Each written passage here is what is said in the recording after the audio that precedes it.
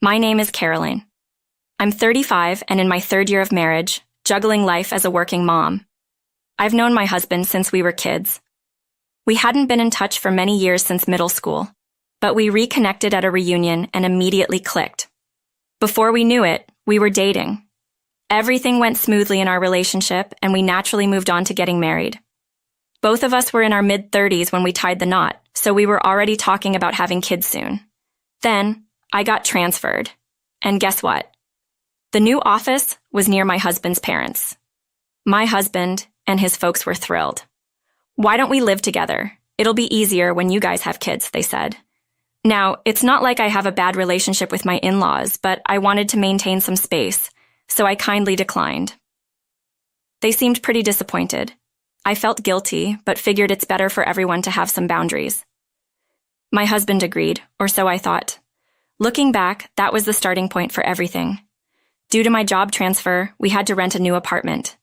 My husband's commute went from 30 minutes to an hour. I felt bad for making his life harder, but he told me, "We're a team. Don't worry about it." I was glad to have such an understanding husband, yet my in-laws didn't see it that way. "How can you inconvenience your husband for your own needs? A good wife would never do that," they criticized. "Exactly, Derek is right. Don't you think you lack a sense of compassion for your husband?" Why were they butting in? We had made this decision together. Ever since I turned down their offer to live together, they've been giving me the cold shoulder. "Caroline, did you marry your job or what? Look, you're not getting any younger. Start thinking about having children. True happiness for a woman isn't found at work, it's in raising a family."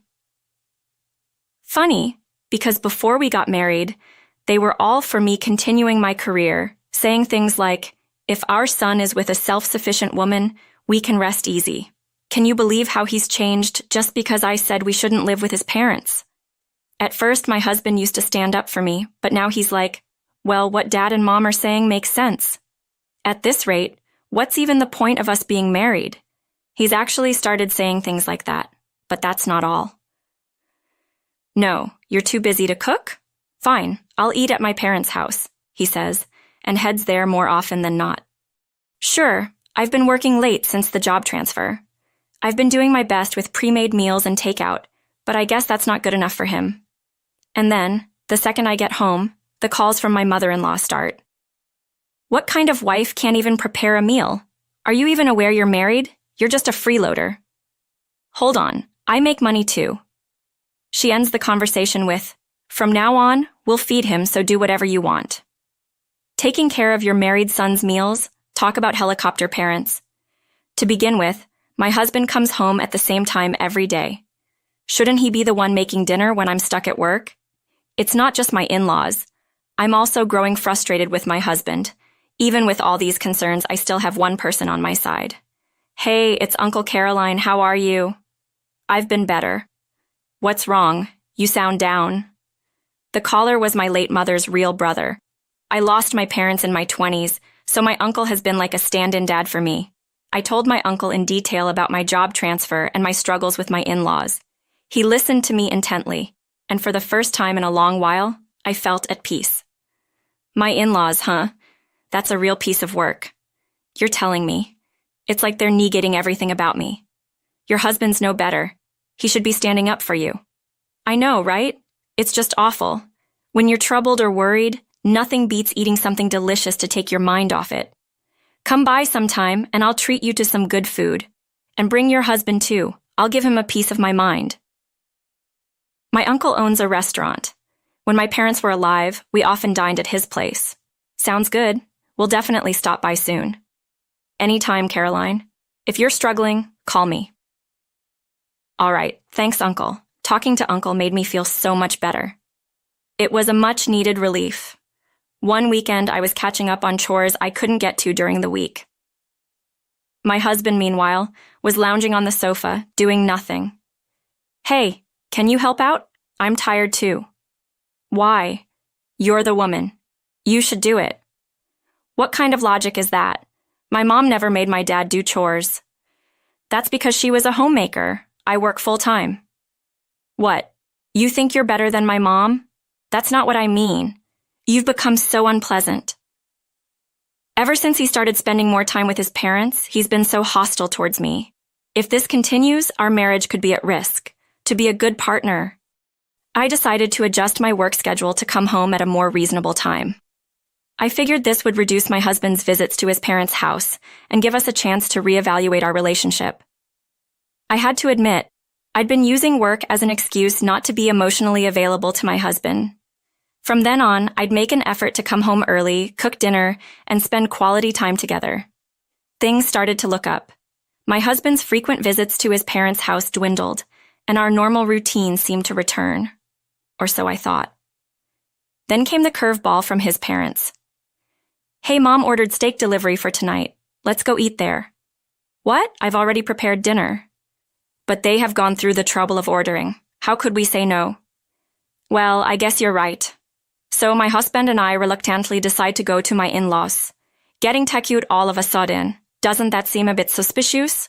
Or is it just me who feels this way? Upon arriving at the in-laws, there was a plate from an upscale steak restaurant set out for each person, but there were only 3. "Welcome, let's eat," my mother-in-law says cheerfully, as if I'm not even there, only to my husband. "Ah, you made it. Today's steak is sirloin," my father-in-law chimed in, not even glancing my way, enjoying his steak and beer. Should I address this? I mustered the courage to speak. Where's mine?"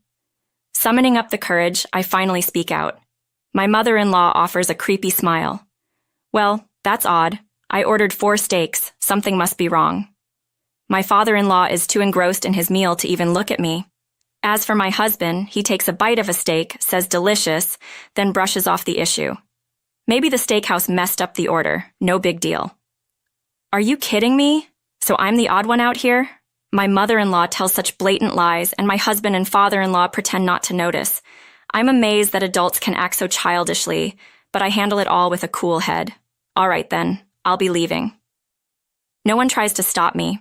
Driving home from my in-laws, tears flood my cheeks. All I wanted was to get along with them. Why do I have to endure this? Unforgivable. Absolutely unforgivable. So I decided to take action. In secret, I had to keep up the appearance of being the perfect wife. I made sure to come home on time, prepared meals for my husband, and flawlessly handled all the chores. My husband continues to have dinner at his parents' house and sometimes even stays overnight. Our marriage is obviously on the rocks, but I stick to my role as a devoted wife. I'm waiting for the perfect opportunity, and it finally arrives. One day off, I get an unusual call from my mother-in-law. "It's been a while. How about some steak? I ordered delivery." It's rare for them to reach out to me, but I already knew what they were after. Even with my mean-spirited mother-in-law's devilish tone, I responded pleasantly. "Thank you. We'll be there," I say politely. My husband and I head to my in-laws' place. When we get there, sure enough, there are only 3 plates of steak. Well, just as I expected. When things go exactly as planned, it actually makes it easier to handle. "Where's mine?" I ask, just like before. "Oh, that's strange. I swear I ordered 4. I almost laugh at how staged her response is, but I hold back. "Are you sure you ordered 4? "What? You doubt me?" My mother-in-law's gaze sharpens. Sensing the tension, my husband intervenes. "Come on, maybe the steakhouse got it wrong. It's happened before. Don't get so upset. You'll get wrinkles." My in-laws burst into laughter at my husband's lame joke. "Caroline, you've been looking a bit aged lately. Don't lose your femininity, always buried in work." Coming from a woman with far more wrinkles than me, that's unexpected. "You must remember your role as a wife. Always strive to look beautiful," my father-in-law adds, stuck in another era, as if they were the ones in the right. Time to set things straight. Frustration boiling over, I finally burst out loud. "Unbelievable. What's wrong with the steakhouse messing up our order time and time again? They can't be serious." "Yep, I'm calling them right now." I made a big fuss and called the steakhouse using my in-laws' phone. "Hello. Can't you even take an order correctly? You're always messing up the quantity. Isn't that pretty unprofessional? Thanks to you, I always end up missing out on my steak. How do you plan on making it right?" Both my husband and in-laws were speechless at my actions. Okay, got it. We'll be right over. With things settled, I turned to my mother-in-law. The steakhouse wants to apologize. How about we go there right now? Mother-in-law? Apologize? Yes, they said they want to apologize in person for messing up our order so many times. They can't come now because they're open for business. So they asked if we could go to them. It's really a rude place, but they're willing to apologize. Let's go. This is just outrageous. Mother-in-law was flustered by my fiery tone, but I didn't care. It's the restaurant's fault, isn't it? Mother-in-law, Caroline, you're blowing this way out of proportion. Just stop it. Me. Why should I? They messed up, not me. I've missed out on steak twice now. Isn't that weird? Mother-in-law, don't be irrational.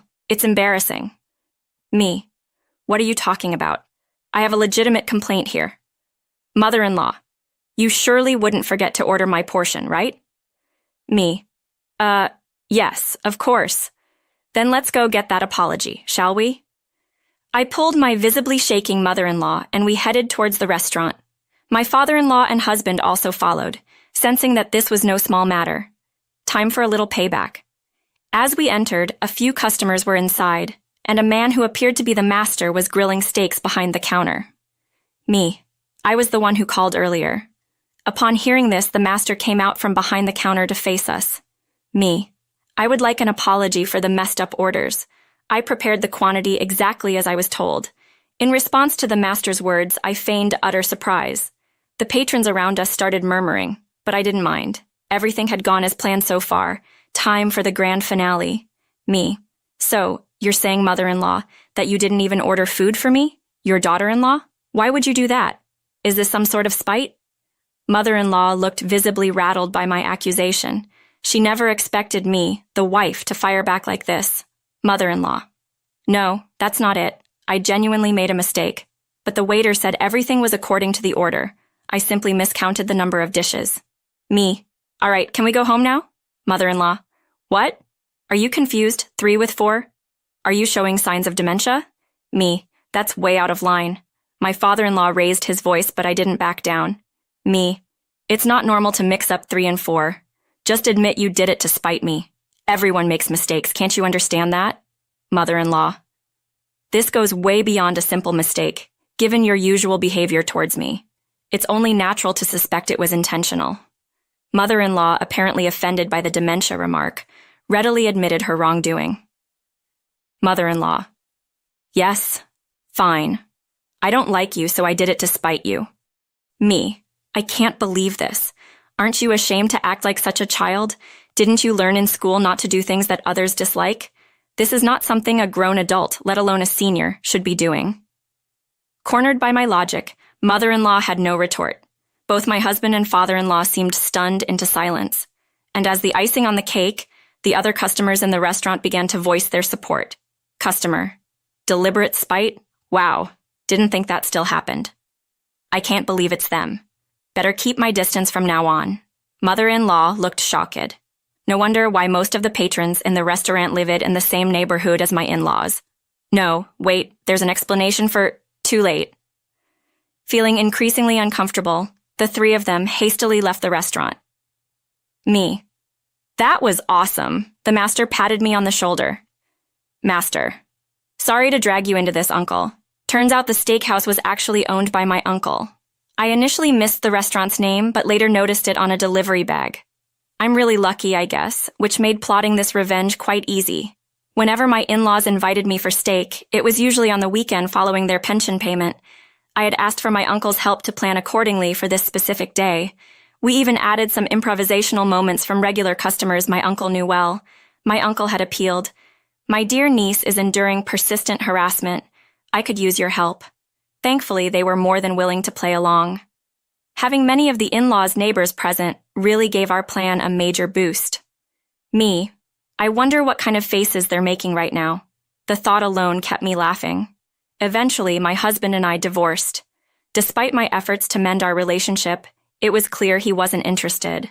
So, the path to divorce was pretty smooth. Luckily, as the one who caused the divorce, he didn't have much of a say in the negotiations. So, my meticulous plan, the good wife, aimed at revenge, Worked like a charm. Later, I got a call from my ex-husband. He had moved back in with his parents and was shocked at how uncomfortable it was. Ex-husband. Small towns, you know. Gossip spreads fast. Mom gets cold stares wherever she goes, and for some reason, I'm being shunned too. Me. Why? He wonders. The reason is pretty clear. Anyone who joins in the bullying with his annoying parents deserves to be avoided. You're clueless. You're clueless. This is all coming back to haunt you. Enjoy your time with mom and dad in your small town. Just be careful not to get kicked out by the community. Ex-husband. What do you mean kicked out by the community? I wanted to tell him to figure it out himself, but I don't owe this fool any more of my time. I quietly hung up. His parents are trying to marry him off again by taking him to all sorts of matchmaking parties. But for some reason, it's not working out. Me. I mean, can you blame them? Uncle. Caroline. You've got to find happiness, not just for yourself, but for your late parents too. My uncle said, grilling a sirloin steak across the counter. My latest indulgence is treating myself once a week at my uncle's place. Me. Thank you, uncle. I can feel the tears coming. It must be too much pepper. It was a night where my uncle's kindness